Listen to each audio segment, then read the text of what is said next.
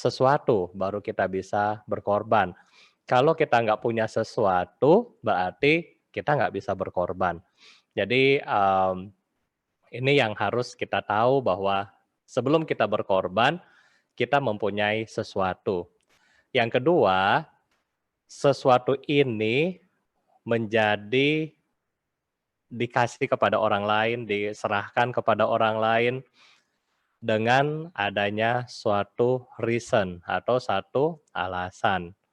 Misalnya, siapa yang sudah punya pacar di sini?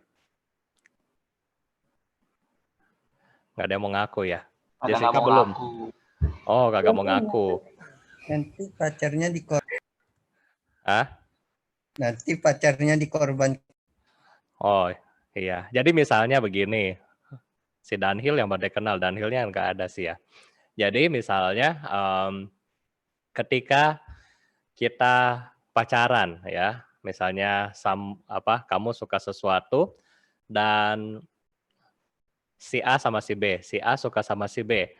Berarti si A akan mengorbankan untuk apa? Untuk dia mendapatkan sesuatu. Ya, untuk dia mendapatkan sesuatu, yaitu apa? Dia mengorbankan misalnya mungkin bensin, mungkin tiket bioskop, mungkin apa lagi ya? Mungkin KFC, McD, Hokben tiap kali bioskop kan. Kemudian untuk apa? Untuk memperoleh si B. Nah, jadi dalam pengorbanan yang kedua adalah ada alasan. Ya, ada suatu alasan untuk apa? Untuk memperoleh sesuatu. Ya, jadi ada tujuan untuk memperoleh sesuatu. Dan yang ketiga, ketika kita berkorban untuk memperoleh sesuatu itu, ada dua macam lagi. Ada yang satu ikhlas dan ada yang satu nggak ikhlas. Ya, kalau yang nggak ikhlas berarti dia mendapatkan sesuatu kayak sistem barter ya. Misalnya saya kasih tiket bioskop sama kamu, tetapi kamu kasih hati sama saya atau kasih cinta sama saya. Berarti itu yang nggak ikhlas, ya kan? Kalau yang ikhlas,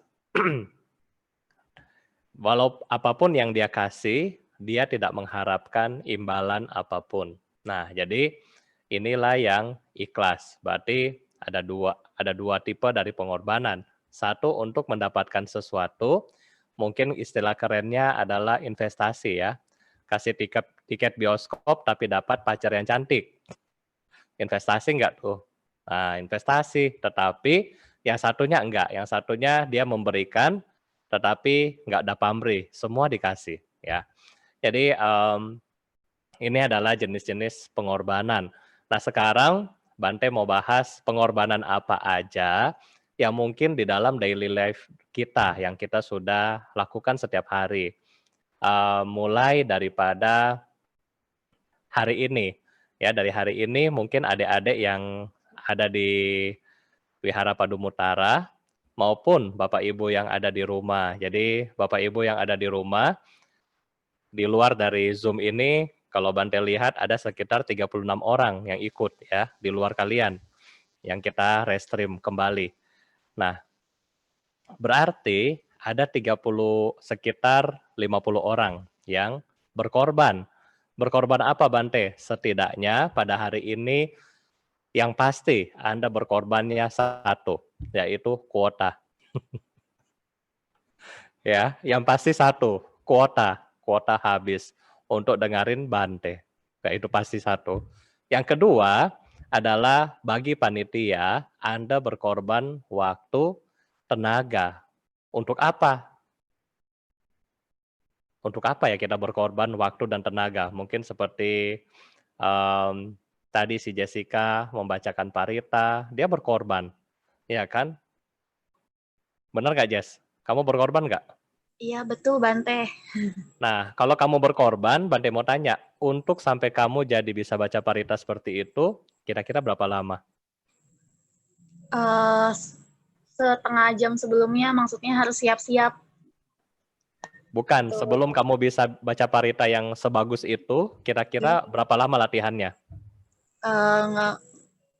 dari kecil Bante, udah lama membutuhkan proses yang lama. Nah, jadi untuk berkorban kita memiliki kan tadi Bante bilang sesuatu. Sesuatu ini dilihat dari kualitas, ya kan? Untuk mendapatkan kualitas, untuk mendapatkan kesempurnaan harus di apa? Harus di train, dilatih. Nggak ada kesempurnaan yang langsung muncul, nggak ada. Nah, jadi banyak sekali kualitas-kualitas yang kita buat di dalam diri kita ya, yang kita kembangkan untuk korbankan. Untuk apa? Oh, supaya satu saat nanti misalnya saya punya cita-cita jadi pemimpin kebaktian. Suatu saat nanti misalnya saya punya cita-cita jadi pengurus sehingga banyak orang yang bisa belajar dhamma, ya kan? Yang lain juga misalnya, Bante, saya juga mau berbuat baik, korbanin misalnya mungkin saya nggak bisa ke wihara, tetapi di rumah saya ada internet sehingga bisa jadikan host untuk si Zoom-nya untuk biar kenceng dan nggak nge-lag misalnya. Ada juga mungkin saya mau berkorban Bante, berkorbannya apa? Saya mau danain subscriber buat wihara supaya apa? Supaya Zoom-nya bisa tampung banyak orang. Nah, jadi ini adalah macam-macam pengorbanan. Jadi kalau kita lihat pengorbanan di dalam Buddhism sangat dekat dengan kata berdana, ya, sangat dekat dengan kata berdana, memberikan sesuatu. Dengan Anda memberikan sesuatu, nah maka Anda secara nggak langsung juga akan memperoleh sesuatu. Ya, kalau Anda sering memberikan sesuatu, Anda juga akan memperoleh sesuatu. Itu sudah pasti. Tetapi yang ketiga adalah Anda harus ingat ketika kita berkorban, kalau kita pakai pamrih atau sama halnya dengan kalau kita berdana pakai pamrih, maka di situ akan menyakitkan kalau kita punya ekspektasi, kita punya keinginan tidak tercapai. Pernah nggak seperti itu ya? Saya berkorban nih buat misalnya si Brandon. Saya berkorban nih malam minggu temenin si A misalnya. Tetapi minggu depan si A pergi sama yang lain. Jadi akhirnya apa yang terjadi? Akhirnya saya kecewa, saya menderita. Kenapa menderita? Karena kenapa? Karena si A pergi sama si yang lain atau karena kamu terlalu expect sama dia? Ya kan? Karena kita terlalu expect sama dia sehingga menyebabkan kita menderita. Sehingga pengorbanan yang didasari dengan keinginan, pengorbanan yang didasari dengan kemelekatan akan membawa kekecewaan, akan membawa kesedihan, akan membawa mungkin kemarahan dan seterusnya sehingga membuat Anda kecewa, ya, akan membuat Anda kecewa. Nah, ini adalah yang pertama kalau kita nggak ikhlas. Yang kedua, kalau misalnya kita berkorban dengan ikhlas, ya kan, pokoknya nggak apa-apa deh. Misalnya, contoh orang tua kita, papa mama kita di rumah, pernah nggak bilang, itu lu bayarin ya, misalnya, kamu tadi makan nasi goceng ya, pernah nggak gitu mama papa kita di rumah? Nggak pernah kan, hampir jarang sekali kan, mungkin ada tapi bercanda. Tetapi hampir nggak pernah ketika kamu makan banyak-banyak dibilang sama papa mama, jangan makan banyak-banyak ya, nanti bikin habis beras di rumah. Nggak ada. Kenapa nggak ada? Karena mereka mengorbankan hidup mereka untuk kita, untuk anak-anaknya, supaya anak-anaknya apa? Anak-anaknya jadi orang yang besar, orang yang sukses, dan orang yang bisa berkembang di masa mendatang. Nah, itu adalah pengorbanan yang tanpa tanpa pamrih ya. Itu seperti orang tua yang selalu memberikan kepada kita ya. Jadi ini. Nah, jadi kalau misalnya adik-adik dan Bapak Ibu di rumah, ini adalah contoh-contoh yang gampang yang mungkin kita bisa lihat dalam pengorbanan yang dilakukan sehari-hari. Pengorbanan-pengorbanan yang kita lihat sekarang juga banyak sekali ya. Mungkin kita lihat dari segi pemerintah, di mana pemerintah juga berkorban. Berkorban untuk apa? Untuk menolong rakyatnya. Ya, saat ini COVID lagi melanda, banyak yang nggak dapat kerja. Pemerintah memiliki kebijakan berkorban, mengurangi anggaran yang nggak penting, kemudian disubsidi kepada mereka-mereka yang membutuhkan. Nah, ini juga adalah cara berkorban, ya kan? Orang tua kita, walaupun dalam rangka COVID, ekonomi turun, mungkin dari beberapa mereka pekerjaan mereka hilang, mungkin gaji mereka dipotong, mungkin kalau yang buka toko omsetnya turun dan seterusnya, tetapi orang tua kita masih berusaha kasih Anda itu untuk sekolah, untuk kuliah dan seterusnya. Padahal yang Bante tahu adalah uang sekolahnya nggak didiskon ya, tetap bayar full walaupun Anda di rumah. Nah, jadi ini adalah pengorbanan-pengorbanan yang dalam case ini itu sudah sangat-sangat banyak. Nah, terus Bante, pengorbanan apa yang sekarang saya sebagai anak muda, kan saya nggak punya apa-apa. Kata Bante, kalau misalnya saya mau berkorban, saya harus punya sesuatu yang saya berikan. Nah, jadi dalam hal ini, misalnya di dalam masa pandemi, Anda bisa berkorban. Berkorban untuk apa?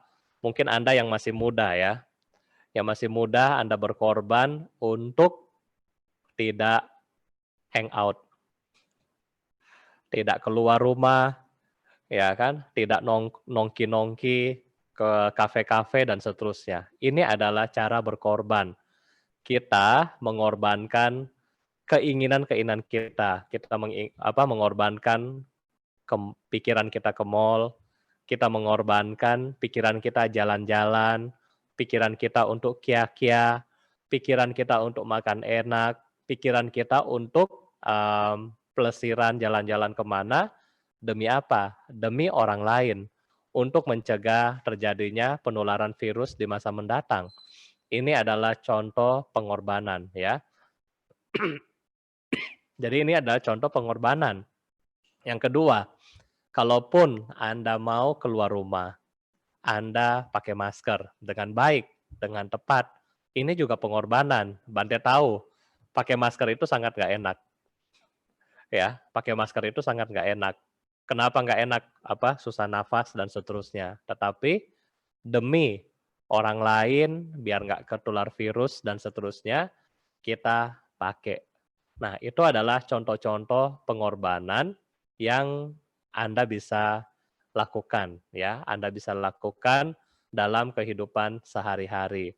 Pengorbanan apa lagi Bante yang bisa saya ambil ya? Kalau misalnya Anda seperti sekarang adalah mungkin student ya, seperti Anda adalah siswa SMA sampai kuliah, mungkin pengorbanan yang bisa Anda lakukan adalah pengorbanan menghemat kuota. Untuk apa? Kurangi penggunaan kuota untuk main game, untuk nonton Netflix, untuk nonton drama Korea, itu dikurangi. Supaya apa? Supaya orang tua kita memiliki budget lebih untuk yang lain. Misalnya untuk beli sayur, beli masker, beli vitamin, dan seterusnya. Jadi kita harus mulai berbenah diri kita dengan berkorban, mengurangi hal-hal yang tidak penting. Berkorban yang lain, ya kan? Anda mulai membantu orang tua Anda di rumah, ya kan? Misalnya bagi yang sudah seperti Anda, sudah SMA, sudah bisa cuci piring, cuci baju sendiri, ngepel, mungkin yang punya toko bisa jaga toko, ya kan? Dan seterusnya. Jadi di situ kita berkorban. Jangan, aduh, masa saya masih SMA disuruh mama jaga toko. Kan waktunya saya senang-senang. Kan kalau anak SMA itu adalah anak sekolah, harus belajar. Ya, begitu lihat di kamar lagi ngapain? Lagi main game dia. Nah, itu. Jadi ini yang harus kita lakukan ya selama ini yang harus kita berkorban. Dan Bante rasa pengorbanan yang kita lakukan ini yang Bante sebutkan di atas adalah pengorbanan yang sangat-sangat sedikit. Susah atau gampang kira-kira adik-adik kalau untuk Anda bilang apa ya, yang tadi Bante utarakan susah nggak atau gampang? Untuk Anda lakukan.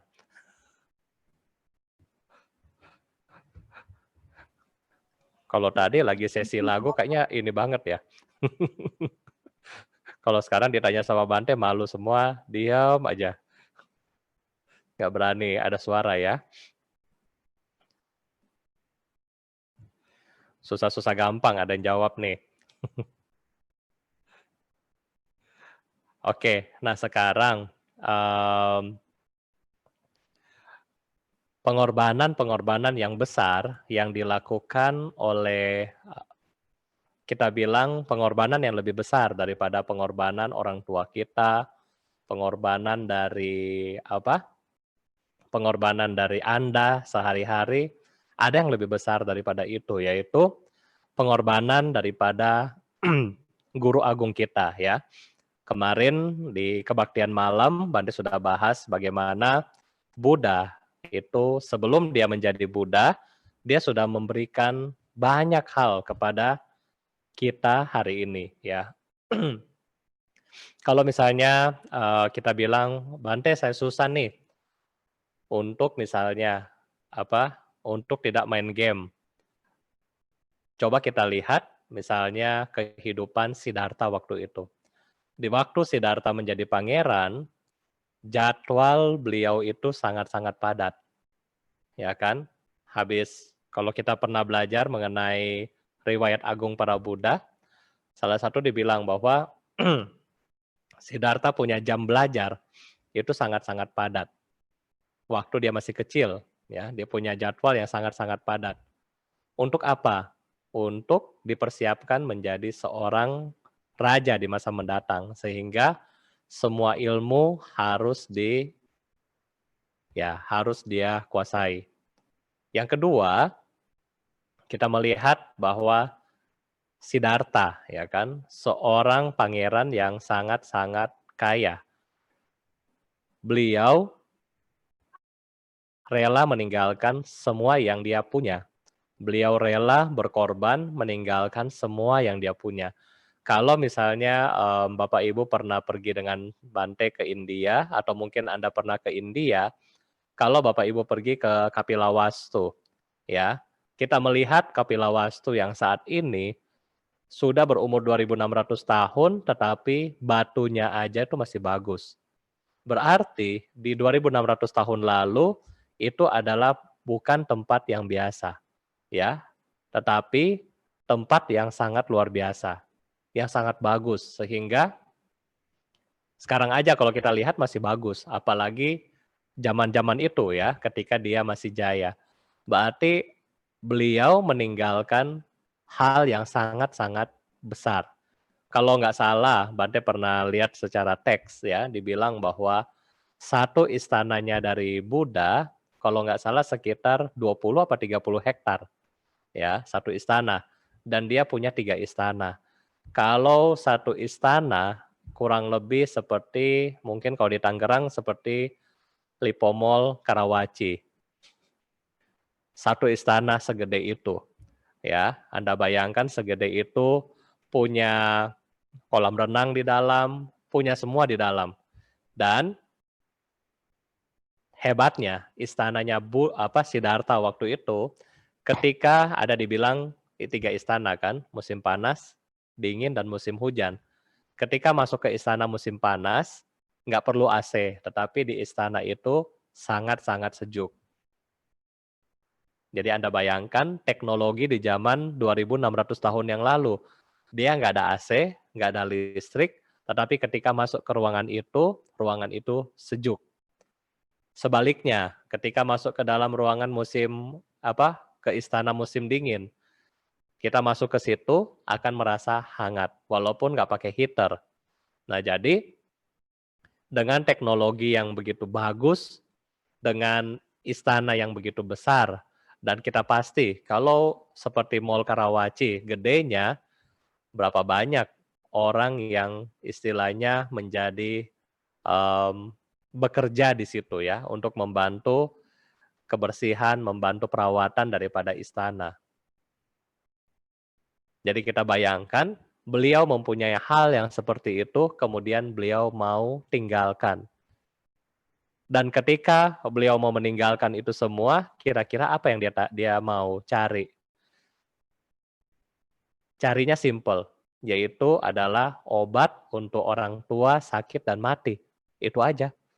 Dan hebatnya, obat untuk tua sakit dan mati ini tidak diberikan hanya khusus untuk keturunan Sakya, tidak. Tetapi kepada kita semua hari ini, bahkan semua makhluk. Nah, oleh karena itulah kita bersyukur mendapatkan pengorbanan dari seorang Siddhartha yang kemudian menjadi Buddha dan terus membawa manfaat bagi kita sampai pada hari ini. Nah, ini adalah pengorbanan yang sejati, di mana pengorbanan yang dapat membawa manfaat dan jangka yang sangat panjang buat kita semua. Nah, jadi ini adalah mungkin cerita dari Bante mengenai pengorbanan. Kalau mungkin dari Anda ada yang mau bertanya, karena waktu Bante hanya sampai 8:7:50 ya. Nah, jadi kalau misalnya Anda mau bertanya, ya Bante persilahkan. Terima kasih. Kalau dari luar tema sendiri, kalau dari pertanyaan dari luar tema, nggak apa-apa ya Bante ya? Ya, kalau di luar tema, boleh nggak apa-apa. Silahkan. Kalau ada mau curhat juga nggak apa-apa, boleh. Ini ada salah satu pertanyaan yang Bante lihat dari YouTube ya, YouTube-nya kita. Itu ada yang bertanya ya. Mungkin Bante jawab dulu sambil kalian mungkin mikir-mikir pertanyaan apa.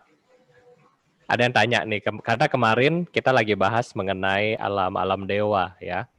Kemudian ada yang bertanya, Bante, kalau di surga apakah dewanya itu wajahnya apa? Ya, apakah wajahnya seperti ya maksudnya suku Chinese atau suku Arab, suku Eropa atau seperti apa? Nah, jadi kalau misalnya dari Bante, jawaban Bante nggak tahu. Karena Bante nggak pernah lihat dewa ya. Tetapi banyak kepercayaan bahwa ketika misalnya seorang setempat, mereka mempercayai ada dewa, mereka akan mengukir sesuai dengan wajahnya mereka. Jadi makanya tidak asing kalau kadang-kadang kita melihat kok rupang Buddha itu beda-beda, ya kan?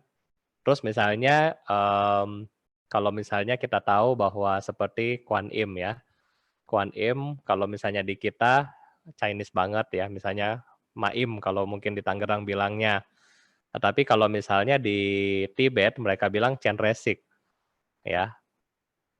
Secara nama sudah beda dan secara penggambaran daripada objek itu sudah beda, tetapi secara secara batin atau secara figur yang mereka sebutkan itu mirip.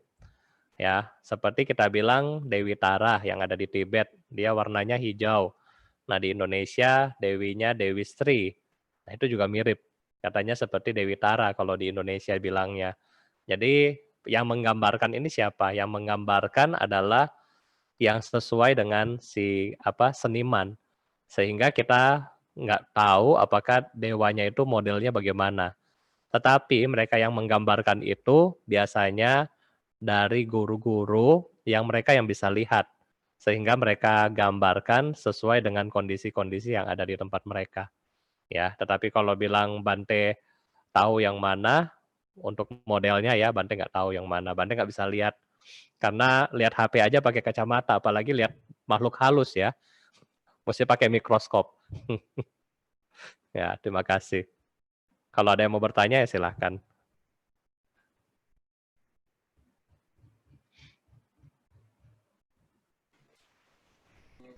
Sambil nunggu yang sambil nunggu ada yang mau bertanya, Bante, saya mau tanya dong Bante. Ya. Gini Bante, perkenalkan dulu nama saya Brandon Yoga Kemo Bante. Saya mau tanya dong Bante, kan ini sudah 9 bulan nih, 9 sampai 10 bulan kita dalam kondisi pandemi COVID-19 yang sedang merajalela kali ini Bante. Sudah banyak korban-korban yang kena positif semua dan ada yang meninggal. Tapi sembuh sih udah akan semakin meningkat gitu Bante. Nah, itu dari Ketua Satgas COVID-19, juru bicara, Presiden, Wakil Presiden, Polisi, TNI, Satpol PP, dan seluruh tempat, seluruh instansi pemerintahan semua bergegas untuk supaya rakyat kita supaya nggak terkena COVID-19 lagi. Pertanyaan saya, soalnya kan saya lihat tuh di lingkungan sekitar kita banyak yang jalan ditutup, terus masih banyak yang mengabaikan protokol kesehatan, terus PSBB diperpanjang, ya begitu Bante. Tapi pertanyaan saya itu, bagaimana caranya supaya Indonesia itu supaya terhindar dari zona merah gitu, alias kalau bisa minimal itu zona oranye, kalau nggak zona kuning, zona hijau, supaya kan ini kan vaksin ini kan belum ketemu nih Bante. Dan bagaimana caranya itu Bante? Itu aja pertanyaan saya. Terima kasih Bante. Iya, terima kasih ya. Nah, jadi memang kita semua tentunya ya sebagai umat manusia, kita semua tidak mau sakit, ya kan? Siapa yang mau sakit di sini? Kalau Bante tanya, ada nggak yang mau kena COVID? Nggak mau. Kita semua nggak mau, karena kita semua pada dasarnya tidak mau menderita. Itu adalah alasan yang pertama.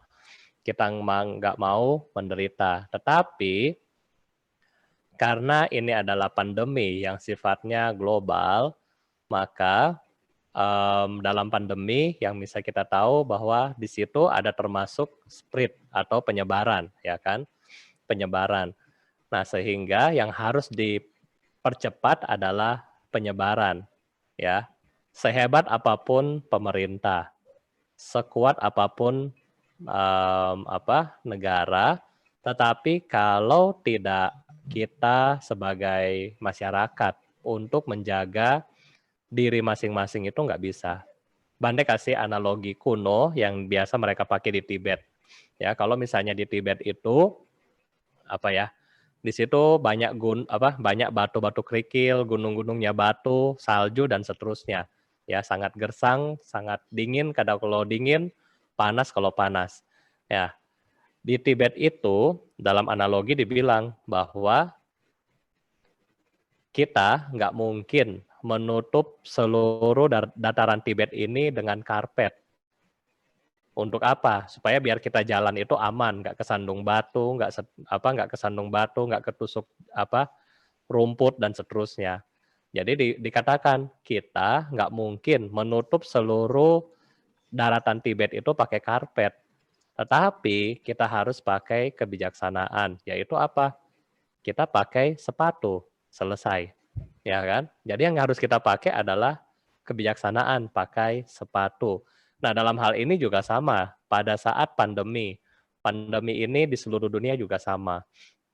Bukan cuma di Indonesia, tetapi bagaimana caranya pun pemerintah menggelontorkan istilahnya subsidi, dana, kirim polisi, kirim tentara, pasukan medis, dan seterusnya, pasti juga nggak akan mampu kalau kitanya sendiri melanggar protokol kesehatan, kita sendiri masih jalan-jalan dan seterusnya. Sehingga yang harus kita pakai di sini adalah kebijaksanaan dari kita, yaitu Seperti kata Buddha, hiri dan otapa.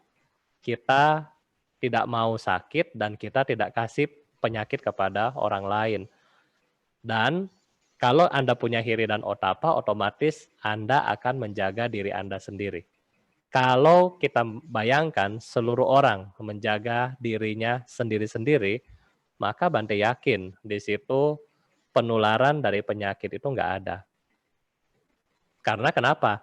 Saya sudah jaga, misalnya kan, Brandon sudah jaga, Jessica sudah jaga, ya kan, Wisaka, semua sudah jaga. Jadi kita nggak mau seperti itu. Jadi penyebarannya nggak ada. Tetapi kalau kita nggak jaga, ya tetap aja sekuat apapun kita mau lakukan pencegahan nggak bisa. Ya, seperti yang kami lakukan, Bante lakukan di sini di Cetia, sampai detik ini tidak ada yang namanya kebaktian yang secara offline, yang umat boleh datang, itu nggak boleh. Walaupun di ruangan ini, kalau misalnya kalian lihat, di ruangan ini ada 5 purifier udara ya. Pemurni udara itu ada 5 di ruangan ini. Jadi kalau misalnya Anda lihat di ruangan ini, ada 5 pemurni udara. Setiap orang yang datang, kita kasih masker yang baru. Setiap pemimpin kebaktian, mic-nya pun didisinfektan. Jadi sebelum dia pakai mic-nya dibersihkan pakai alkohol. Tetapi kita juga nggak berani. Setelah kebaktian selesai, lantai juga disiram pakai alkohol. Tetapi walaupun sudah pencegahan seperti ini, kita tetap nggak berani buka. Untuk apa? Untuk mencegah penularan klaster yang baru. Nah, sehingga kami pakai kebijakan menggunakan teknologi. Hanya yang datang di Cetia contohnya, hanya penceramah, pemimpin kebaktian 2 untuk kebaktian umum, dan 3 juga untuk sekolah minggu. Jadi hanya 6 orang, dan ini berjalan buat setiap hari. Dari bulan Maret kita bikin seperti ini ya. Jadi itu adalah pencegahan dari kita karena kita sadar kita nggak mau diri kita sendiri sakit dan kita juga tidak mau penyakit ini menular ke rumah-rumah. Nah jadi dengan cara ini, nah kita coba usahakan untuk putusin namanya pencegahan COVID. Nah jadi harus dari diri kita sendiri. Kalau kita mau harap orang lain nggak bisa. Ya kan? Karena kenapa? Misalnya Brandon harap Bante. Bante juga akan harap, nggak apa-apa lah Brandon pakai masker gini, saya nggak usah pakai masker, nggak apa-apa. Saling harap, akhirnya dua-duanya sakit. Jadi nggak boleh saling harap, harus masing-masing mempunyai kesadaran dan masing-masing menjaga diri masing-masing. Kalau kita bilang dalam Brahma Wihara, Kama Bandu, Kama Yoni, Kama Patisarano. Ya, aku adalah pemilik karmaku sendiri, pewaris karmaku sendiri, dan lahir oleh karmaku sendiri. Nah, pakai sistem ini aja. Jadi, yang harus kita jaga adalah diri kita sendiri. Kalau diri kita sendiri kita jaga, orang lain juga pasti terjaga. Ya, ini jawaban Bante. Terima kasih. Terima kasih Bante. Oke, selanjutnya ada pertanyaan dari Ananda Karuna Jaya nih. Bagaimana cara menumbuhkan kemampuan untuk berkorban?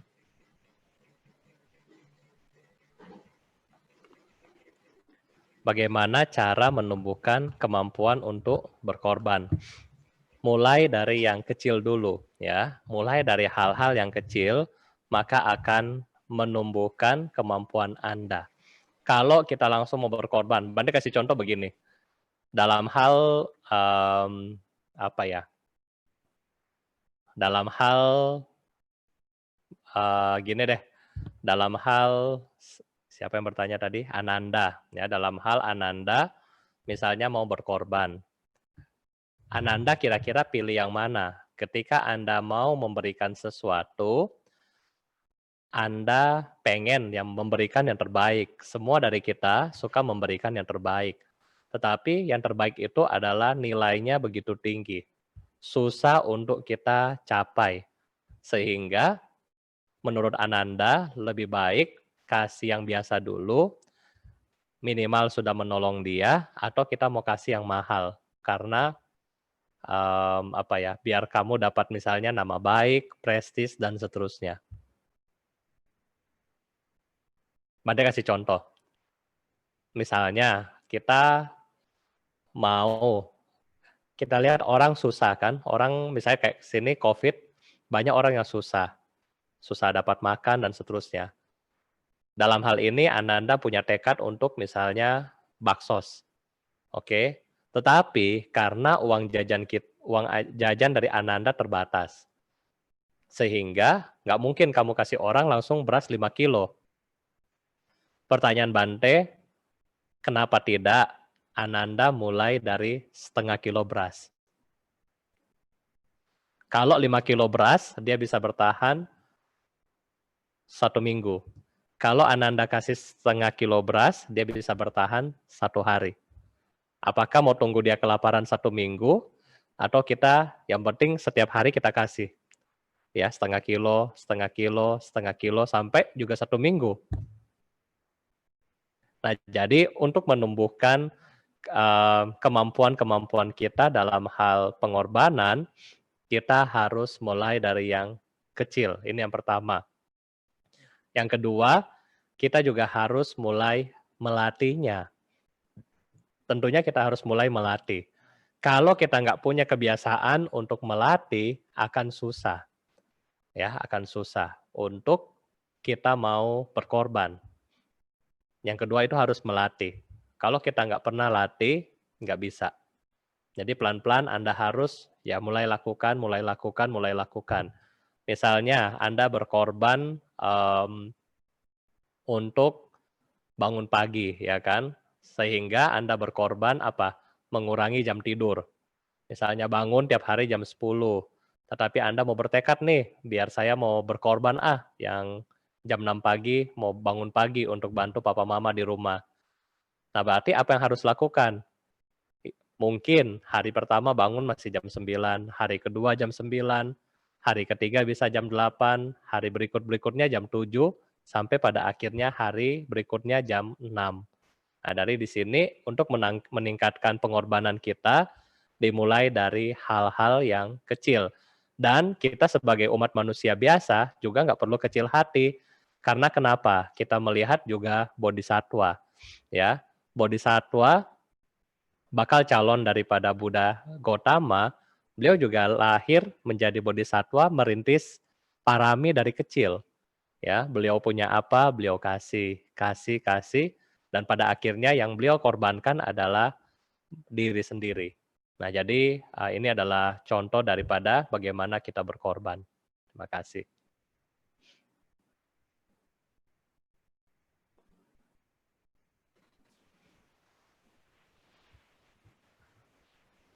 Oke, terima kasih Bante. Selanjutnya ada pertanyaan nih Bante dari Arya. Sotihotu Bante, saya ingin bertanya, bagaimana caranya menghilangkan rasa ragu-ragu atau bimbang dalam melakukan suatu hal? Terima kasih Bante. Ya, kalau kita mau menghilangkan rasa ragu-ragu atau bimbang ya dalam melakukan sesuatu, ada istilah. Kalau kamu mau melakukan sesuatu itu, pikirkan dulu akhirnya juga. Jadi sebelum kita mulai, kita juga sudah pikir akhirnya. Ya, jadi kemarin Bante sempat lihat di IG ya. Bante ada Instagram juga, jangan lupa follow. Nah, jadi di IG itu Bante lihat ada satu orang tukang chat ya. Tukang chat, dia akhirnya kepepet begitu. Karena dia mau ke kiri, chatnya masih basah. Di kanan, chatnya masih basah. Yang ada chat yang kosong itu tinggal di belakang dia. Nah, di situ dia bilang bahwa kalau mau memulai sesuatu, pikirkan juga akhirnya. Finalnya bagaimana? Nah, kita harus mikirin. Misalnya, Arya mau sekolah. Arya pikir dulu, saya sekolah ini kira-kira cocok nggak buat saya? Misalnya, Arya punya keinginan untuk jadi dokter. Ya, berarti endingnya adalah dokter. Nah, dokter yang lebih spesifik, Anda harus punya. Misalnya, saya mau jadi dokter gigi. Oke. Nah, ketika Arya mau jadi dokter gigi, berarti mulai dari sekarang, ketika SMA, Anda harus ambil yang sains atau yang IPA ya. Nah, ketika kuliah tentunya Anda sudah harus kuliah yang ada jurusan dokter gigi. Sehingga ini jalannya apa ya, nggak ragu-ragu gitu loh. Maksudnya ada planning, ada rencana yang pas. Jangan sampai saya mau jadi dari dokter gigi, tengah-tengah jalan pas mau pilihan apa jurusan misalnya kan, aduh bingung nih. Misalnya si Jessica ambil akuntansi, si Brandon ambil marketing. Terus kalau saya ambil dokter gigi sendiri gimana ya? Ya. Jadi yang pertama itu harus punya planning yang mantap. Yang kedua, harus yakin dengan setiap keputusan yang kita ambil. Harus yakin. Nggak bisa, aduh nanti ini bagaimana ya, nanti ini bagaimana ya. Jadi jangan bimbang sendiri. Harus punya keyakinan atau PD kita bilang ya. PD terhadap semua keputusan yang kita ambil dan setiap keputusan yang kamu ambil, kamu harus bertanggung jawab di situ. Jadi kalau kamu mulai dari punya rasa tanggung jawab, apapun yang kamu jalankan nggak ada bimbang. Tetapi kalau misalnya nggak punya tanggung jawab, misalnya maaf, nggak apa-apa lah, yang penting kan yang bayarin biaya kuliah papa mama bukan saya. Nantilah kalau susah, nanti jadi coba dokter umum misalnya. Kalau susah lagi jadi akuntansi aja yang gampang. Susah lagi jadi manajemen aja yang gampang. Nah, jadi kalau misalnya seperti ini, kita nggak punya tanggung jawab terhadap hidup kita sendiri, ini yang akan membuat rasa bimbang semakin kuat. Oleh karena itulah, dari sekarang coba planning. Ya, planning hidup kamu bagaimana, kamu besar mau jadi apa, dan seterusnya. Bante planning hidup saya dari SMP kelas 2. Ya, Bante mau pengen kerjanya bagaimana, pengen sekolahnya bagaimana itu dari kelas 2 SMP sudah di-planning. Nah, jadi sama seperti kamu masih muda, ya usahakan dari sekarang. Jangan sampai sudah tua baru pikir, "Aduh, kenapa ya saya nggak ambil dokter dulu?" Oke.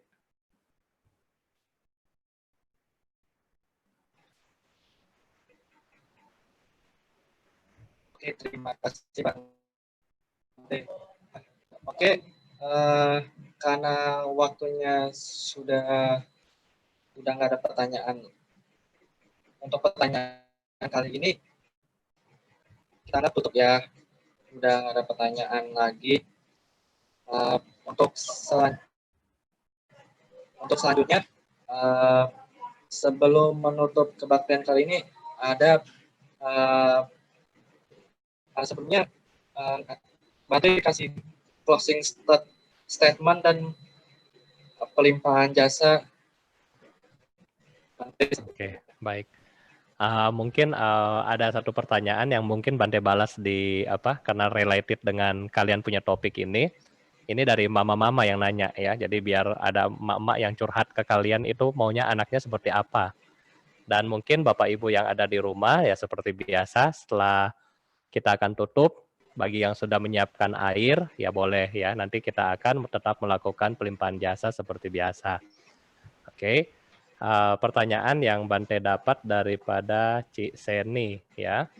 Pengorbanan anak kepada orang tuanya apa mendapat pahala yang sangat besar ya. Mungkin pengorbanan jenis apa yang diberikan kepada orang tua yang dapat memiliki pahala yang besar. Di dalam Sutra Bhakti seorang anak, di situ disebutkan bahwa walaupun ya kita masih anak, Bante juga anak, Anda juga masih anak-anak. Nah, walaupun kita mengendong ya orang tua kita dengan cara menjinjing mereka ya, seumur hidupnya kita, satu papa di sebelah kanan, mama sebelah kiri kita bawa pikul gitu ya, itu tidak bisa membalas jasa kebajikan atau membalas pahala yang diberikan orang tua kepada kita. Itu nggak bisa. Ya, walaupun dikatakan Anda kasih mandi ya, mandiin papa mama kita setiap hari, juga belum mampu untuk membalas budi kepada orang tuanya. Yang ketiga, walaupun mungkin Anda kasih makan, Anda kasih baju yang bagus, dan seterusnya, juga nggak mungkin membalas jasa atau budi baik daripada orang tuanya. Nah, salah satu di situ dikatakan salah satu cara untuk memberikan membalas jasa budi kepada orang tuanya adalah dengan mengajarkan mereka dhamma, ya, mengajarkan mereka dhamma dari mereka yang melakukan hal-hal yang tidak bajik, kebiasaan-kebiasaan yang buruk pelan-pelan diarahkan menjadi kebiasaan-kebiasaan yang baik. Nah, ini adalah memberikan pahala yang besar. Makanya di sini juga disebutkan bahwa dhamma dana adalah dana yang tertinggi. Pemberian dhamma adalah pemberian yang tertinggi, bukan hanya kepada Anda sebagai umat, tetapi kepada orang tua kita, ya. Dan disitulah dibilang membawa manfaat yang besar atau dana yang tertinggi. Kenapa? Karena dhamma bisa membuat semua orang dan khususnya orang tua kita berubah dari yang malas, sering melakukan kebiasaan yang jelek menjadi kebiasaan-kebiasaan yang positif. Nah, jadi ini adalah tujuan daripada dhamma. Sehingga pengorbanan apa nih Bante yang harus kita bisa selagi kita masih muda seperti Anda, anak-anak yang sedang mengikuti kebaktian pada hari ini, kita banyak belajar dhamma. Sehingga ketika suatu saat nanti orang tua Anda bertanya kepada Anda, orang tua Anda memiliki kebiasaan yang buruk, kita bisa kasih tahu sehingga mereka bisa mengubah kebiasaan-kebiasaan mereka menjadi hal-hal yang tidak baik. Nah, oleh karena itu, kesempatan ketika kita masih kecil, kita masih punya waktu, kita masih punya kesempatan, nah lakukan isi kesempatan itu dengan banyak belajar dhamma. Sehingga Anda bisa membalas ya pahala-pahala kepada orang tua. Dan kepada orang tua, agar anak Anda bisa belajar dhamma, tentunya rajin-rajin kasih ikut mereka sekolah minggu, ya. Kasih kesempatan mereka ke wihara ketika offline, kasih kesempatan mereka ngumpul bareng, dan seterusnya. Sehingga mereka punya teman, mereka punya komunitas, mereka punya istilahnya dalam tanda kurung geng. Nah, dan geng di sini adalah geng yang positif, karena geng sama-sama belajar dhamma.